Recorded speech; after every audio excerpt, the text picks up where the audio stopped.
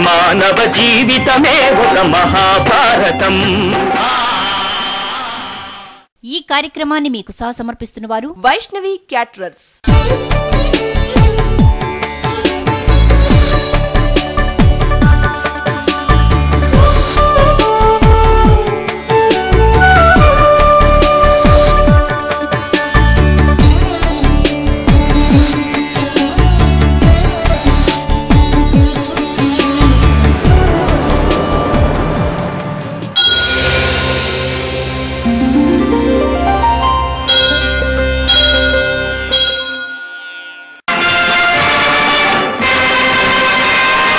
మానవ జీవితమే ఒక మహాభారతం.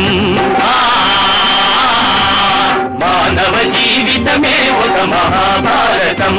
అది మంచి చెడుల రెంటి నడుమ నిత్య ఘర్షణం. మాతృదేవోభవ. ఏదో భావము చుట్టివేసి కనులెంతే నీరు గ్రమ్మించడిన్ నాదౌ పద్యతపః ప్రభావమ ఇదే నా పూర్వపుణ్యమ్మ నేనేదేనొక్క కవిత్వభావమున నిన్నెంతే నివర్ణింప అమ్మా అమ్మా దైవం బుధ్వనించు పద్యముల కమ్మందేనియల్ నింపుచున్ అమ్మా దైవం బుధ్వనించు పద్యముల. ఆసక్తులు వేరు, అవసరాలు వేరొక చోట ఉంటే జీవితం ఎంత సంఘర్షణాత్మకంగా సాగుతుందో మనకు అవగాహన కావిస్తూ ఉన్న మహాభారత కథాశ్రవణం కోసం ఎదురు చూస్తూ ఉన్న భక్తి టీవీ ప్రేక్షక మహాశయులందరికీ ఉభయ కవిమిత్రుడైన తెక్కన సోమయాజి రచించిన ఆంధ్ర మహాభారతం భీష్మ పర్వానికి సాగుతున్న సామాజిక వ్యాఖ్యలో 1040వ భాగానికి స్వాగతం పలుకుతున్నాం. మానవ జీవితమే ఒక మహాభారతం. మానవ జీవితమే ఒక మహాభారతం. అది మంచి చెడుల రెంటి నడుమ నిత్య ఘర్షణం. భీష్ముడే కాదు, ద్రోణుడే కాదు, భీష్మ ద్రోణులే కాదు, మహావీరులందరూ ఒక్కసారిగా అర్జునుడిని చుట్టుముట్టారు. త్రిగర్త దేశాధీశుడైన సుశర్మ 10,000 సైన్యంతో చుట్టుముట్టాడు అర్జునుడు. కాబట్టి తట్టుకోగలిగాడు. ఉత్తర గోగ్రహణంలో జయించినవాడు, ద్రౌపది స్వయంవరంలో జయించినవాడు, ఘోషయాత్రలో వీళ్ళ బాబుల్ని గంధర్వులను జయించినవాడే. ఆ ఆత్మవిశ్వాసం ఎప్పుడూ పనిచేస్తుంది.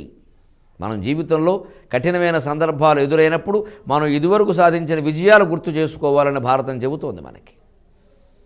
ద్రోణుడు ఒక్కడే కాదు, భీష్ముడే కాదు, ఇతర వీరులు, ముఖ్యంగా 10,000 మంది సైన్యంతో త్రిగర్తాధీశుడైన సుశర్మ ఇంతమంది ఎదిరించేసరికి అర్జునుడు ఒక్కసారిగా ఉత్తర గోగ్రహణంలో వీళ్ళని కాదా నేను మట్టి కనిపించింది. అంతకుముందు ఘోషయాత్రలో వీళ్ళకంటే మించిన వాళ్ళు గంధర్వులను మట్టి కనిపించా. ద్రౌపది స్వయంవరంలో దుర్యోధనుడు సహా అందరినీ చేతగొట్టా. వీళ్ళు నాకు లెక్క అనుకుని దిగాడు కాబట్టి గెలవగలిగాడు. త్రిగర్త దేశాధీశుల మీద వాయవ్యాస్త్రం ప్రయోగించాడు. ప్రచండమైన గాలి వీచింది, తుఫాను గాలి, ఎగిరిపోతున్నారు సైనికులు. ఆ స్థితిలో ద్రోణాచార్యుడు పర్వతాస్త్రం ప్రయోగించి ఆ గాలిని అడ్డుకున్నాడు. భయంకరమైనటువంటి అస్త్రం ప్రయోగిస్తే మంత్రపూర్వకంగా పర్వతంలా ఒక ఆకారం వచ్చినట్టుగా వచ్చి ఆ గాలిని అడ్డుకునేసరికి మళ్ళీ సైనికులందరూ ఎగిరిపోయిన వాళ్ళు కిందకి దిగారు. ఈ దివ్యాస్త్రాల మహిమ చూసి ఆశ్చర్యపోతున్నారు సామాన్య సైనికులు. వెంటనే అర్జునుడు ఏమాత్రం ఆలోచించకుండా వారుణాస్త్రం ప్రయోగించాడు. పర్వతాల మీద వాన కురిస్తే మొత్తం కొండ చర్యలు విరిగి పడతాయి. మొన్న కేదార్ధామలో చూశారు ప్రమాదాలన్నీ ఎలా జరిగాయి. అలాగే ఆయన పర్వతాస్త్రం మీద ఈయన వారుణాస్త్రాన్ని ప్రయోగించాడు ఒక్కసారి. దాంతో విపరీతమైన వర్షం కురిసింది. ఆ పర్వతాల మించి జారుడుగా బండలుగా మట్టిగా మొత్తం అంతా జారిపోతుంటే చూసేవాళ్ళు ఆశ్చర్యపడి తప్పుకోవడం సరిపోతుంది ఉభయ సైన్యాల వారికి కూడా. ప్రత్యేకించి అర్జునుడు కన్నెరాకమ్ములు ప్రయోగించాడండి. విచిత్రమైనటువంటి బాణాలటివి. కన్నెరాకు అమ్ములు అంటే మనిషి చూసి ఎదుర్కొనేలోగా కన్నెర కంటినెర అనమాట. మనిషి చూసి దాన్ని ఎదురు బాణం వేసేలోగా కొట్టేస్తుంది ఆ బాణం. ఇంకో అర్థం కూడా దీనికి కొంతమంది వ్యాఖ్యాతలు చెప్పారు. కన్నె అంటే కన్నెప్రాయము, అది పెళ్లి కాని అమ్మాయి అనే అర్థం కూడా ఉంది కదా. అందుకని బహుశా ఇంతవరకు వాడనటువంటి కొత్త బాణాలు వాడాడు అని కూడా అన్నారు. కానీ నాకు కొంచెం అనుమానం ఏంటంటే కొత్త బాణాలు వాడాడు అంటే యుద్ధంలో వాడి పారేసి కింద పడిపోయిన బాణాలు మళ్ళీ వాడతారా, అదొక అనుమానమే. కానీ వాడే అవకాశం లేకపోలా. ఎందుకంటే ఒక్కోసారి బాణాలు ప్రయోగిస్తే అవి దివ్యాస్త్రాలు కావచ్చు, ఏదైనా కావచ్చు, మంచి ఇష్టమైన అచ్చొచ్చిన బాణాలు, అలవాటైన బాణాలు కావచ్చు, అవి తగలవలసిన వాడికి తగలవు, కింద పడతాయి. అప్పుడు ఆ వీరుడికి దాని మీద మనస్సు పోదు. రథంలో ఎప్పుడు వీరుడికి తోడుగా 2-3 సేవకులు ఉంటారు. ధనుస్సు విరగ్గానే ధనుస్సు, బాణానికి బాణం ఇవన్నీ అందించడం కోసం ఉంటారు. అసలు ఒక వైద్యుడు కూడా ఉండేవారు అని కొన్ని గ్రంథాల్లో ఉంది ప్రత్యేకంగా. లేదా మరి అప్పటికప్పుడు యుద్ధానికి ఎలా తయారవుతారు? రథ చక్రరక్షకులుగా కొంతమంది ఉంటారు.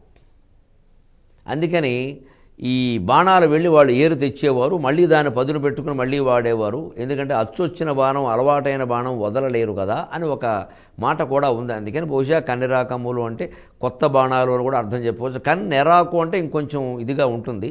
కంటి చూపు దాని మీద పడి దాన్ని ఎదుర్కొనే ఆలోచన మనకు వచ్చేలోగానే వేగంగా అది వచ్చి మన కొట్టి బారేస్తుంది.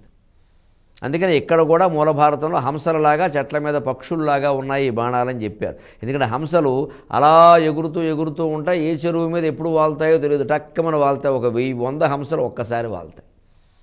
మొన్న ఏదో జాతీయ రహదారి పక్కనే ఉండే ఒక చెరువు మీదే ఇలాగ దూర ప్రాంతం పక్షులన్నీ వచ్చి వాళ్తే ప్రత్యేకంగా జాతీయ రహదారి మీద వెళ్ళే వాళ్ళంతా బళ్ళు ఆపుకుని ఓ అరగంట సేపు ఫోటోలు తీసుకుని మళ్ళీ వెళ్ళారట. పత్రికల్లో వస్తే చదివి ఆనందించా. అదే దారిలో దృశ్యాలంటే అవే బాగుంటాయి చాలా.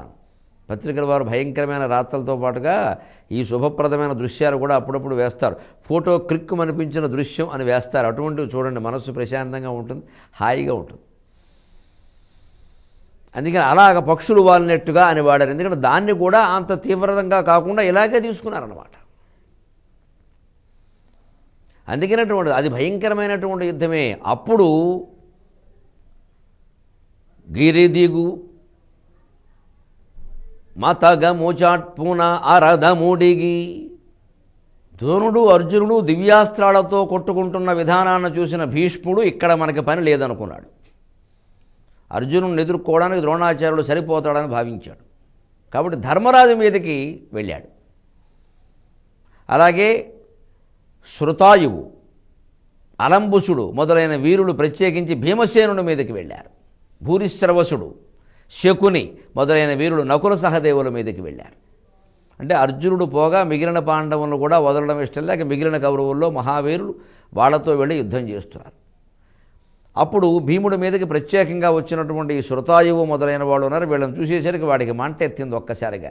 గిరిడిగు కేసరి జట్పున నరదముడిగి భ్రమిత పటుగదాభీలతన కరువలి పట్టియుగ విసిన కరులు తెరలే పవనధూత ఘన పంక్తి గతిన్.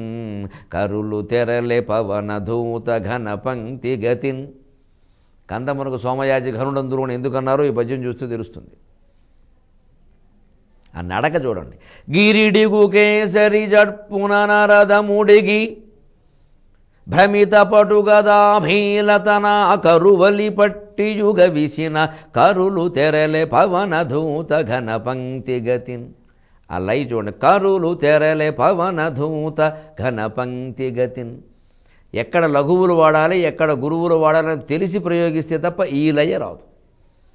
కందపద్యంలో ఒక సౌకర్యము అసౌకర్యము కూడా ఏమిటి అంటే భజసనలగగా అనే గణాలు మాత్రమే ఉండాలి. ఇంకో గణం వాడడానికి వీల్లేదు, అసౌకర్యం అని మనకు అనిపిస్తుంది.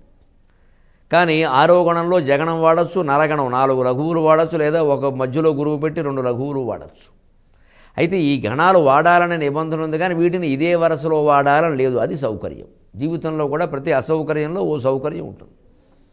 భజసనలుగా అనే గణాలు మాత్రమే వాడాలి అనేది అసౌకర్యంగా భావిస్తే వాటిని ఎక్కడైనా వాడచ్చును, ఏ వరుసలోనైనా వాడచ్చు అనేది సౌకర్యమా కాదా? అంచేత కరులు తేరాలే నలగణంతో పెట్టుకుంటూ వచ్చాడు. అయితే దీర్ఘాక్షరంతో కనుక కందపద్యం మొదలైతే అన్ని పాదాలను దీర్ఘాక్షరాలు అంటే గురువులే రావాలి. ఇక్కడ ఎలాగూ గీరిడిగు అని హ్రస్వాక్షరమే కాబట్టి ఆ ఇబ్బంది కూడా లేదు. అలా తెలివి ఉపయోగించి పద్య విద్యని నేర్పుని విద్యని కళగా ప్రదర్శించగలగాలి. లేకపోతే లోకంలో నిలబడదు. మేము శాస్త్ర ప్రకారం రాసామంటే వెరగడికి సరదాకనేవారు. శాస్త్ర ప్రకారం కొన్ని కార్యక్రమాలు జరిగితే కుక్క పిల్లలు పుట్టేయడం అంటే శాస్త్రం కాదు. కొన్ని కార్యక్రమాల్లో ముఖ్యంగా సంతానానికి సంబంధించిన యజ్ఞంలో రసం అనేది ప్రధానం, శాస్త్ర లక్షణాల తర్వాత. అదేదో ముహూర్తం ప్రకారం ఏదో ఉంటుంది వ్యవహారం. కానీ అసలు రసమయ్యే దృష్టి ఉంటే అప్పుడు కలిగే అనుభూతులు వేరుగా ఉంటాయి. యుద్ధమైనా అంతే, శాస్త్రీయ విజ్ఞానమైనా అంతే, చదువైనా అంతే. ఆ రసమయ దృష్టి లేకపోయిన తర్వాత జీవితమే నాశమయం అవుతుంది. ఇక ఇక్కడ ఆ చెప్పిన విధానం చూడండి. గిరిడిగు కేసరి జట్పున పర్వతం మించి ఒక సింహం దిగినంత గంభీరంగా దిగాట రథం. అరథము డిగి.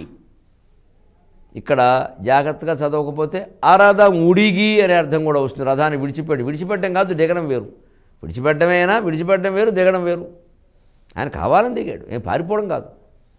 పారిపోయినప్పుడు అరథముడిగి అని చదవచ్చు. అందుకని జాగ్రత్తగా ఎటువంటి దిగి లాంటి పదాలు ఇలా పద విభాగాలు చూసుకోకపోతే అపార్థాలు కూడా వస్తాయి. గిరిడిగు కేసరి చట్పున అరథముడిగి భ్రమిత పటు గదా భీలత. భ్రమిత పటు గద, ఆయన గదని భ్రమిత గిర తిప్పాడనమాట. దారుని రాజ్య సంపద మదంబున కోమలి కృష్ణజూచిరంభోరు నిజోరు దేశమున నుండగ పిల్చిన ఇద్దురాత్ము దుర్వారమదీయ బాహు పరివర్తిత చండగదాభిఘాత భగ్నోరు థరోరు చేయుదు సుయోధనుని ఉగ్రరణాంతరంబునన్. అందుచేత దుర్వారమదీయ బాహు పరివర్తిత అన్నాడు. మదీయ బాహువుల చేత పరివర్తితం అంటే తిప్పి కొడతాను రా తొడ మీద, పోతావు. సరిగ్గా అలాగే కొడతాడు చూడండి 18వ రోజుని. సరిగ్గా క్షణం మాట తప్పడం. కొట్టలేక చేశాడన్న పొరపాటు, అలా చేస్తాను అన్నాడు కాబట్టి చేశాడు అంతే. తక్కువ అంచనా వేయద్దు భీముడిని. అని చేస్తాను అన్నాడు, ఆయన మాట ప్రకారం చెప్పాక. మైత్రేయుడి శాపం కూడా ఋషి శాపం ఎక్కడికి పోతుందండి? భీముడు యుద్ధ నియమాలు తప్పాడను అజ్ఞానం. నియమం అంటే ఏమిటో తెలియకుండా మాట్లాడడం. యుగాన్ని బట్టి మారుతుంది, ధర్మాన్ని బట్టి మారుతుంది, పరిస్థితిని బట్టి మారుతుంది. ఎప్పుడూ ఒకే నియమాలు ఉండవు. తిప్పి కొడతానని చెప్పాడు, అలాగే కొట్టాడు. అంటే అనేటప్పుడు తెలియదు ఏమిటి నియమం కాదని. ఒళ్ళు మండింది వాడికి. ఆ మండిన మాట ప్రకారమే చేస్తాడు. చేయలేక కాదు, ఎలా అంటే అలాగే చేయగలడు. అనుకున్న ప్రకారం చేయగలిగిన వాడు భీమసేనుడు, మహావీరుడు. అందుకని ఇక్కడ కూడా ఏనుగుల మీద గజయూధంతో వచ్చారు వాడు. సురతాయువు వాళ్ళు, భగదత్తుడు గజయూధంతో వచ్చారు. మీకు భగదత్తుడు ఎప్పుడు ఏనుగులేగా, వాడికి మామూలుగా రాడుగా. ఏనుగులు లేకుండా ఈ ఏనుగు రాడు. చివరిగా ఏనుగుల వల్లే పోతాడు, చూస్తూ ఉందుడు కానీ. అందుకని ఆ ఏనుగులతో వస్తాడు. ఏనుగులను చూస్తే మనవాడికి ఒళ్ళు తెలియదు. ఇంకా ఏనుగులను చూసినా, కౌరవుల యొక్క అన్నదమ్ములను చూసినా మనవాడికి ఒళ్ళు తెలియదు. పేకాడేయడమే పట్టుకుని ఇంకా మళ్ళీ తిరుగులేదు. ఇంకా రఫ్ ఆడడం అంటారా, అంతే. దెబ్బ పండుగడ దెబ్బే, తిరుగులేదు. ఇంకా మళ్ళీ దెమ్మ తిరిగి మైండ్ బ్లాక్ అయిపోవాలి. మొత్తం గదిచు దిగడు కిందికి. మానవ జీవితమే ఒక మహాభారతం, అది మంచి చెడుల రెంటి నడుమ నిత్య ఘర్షణ.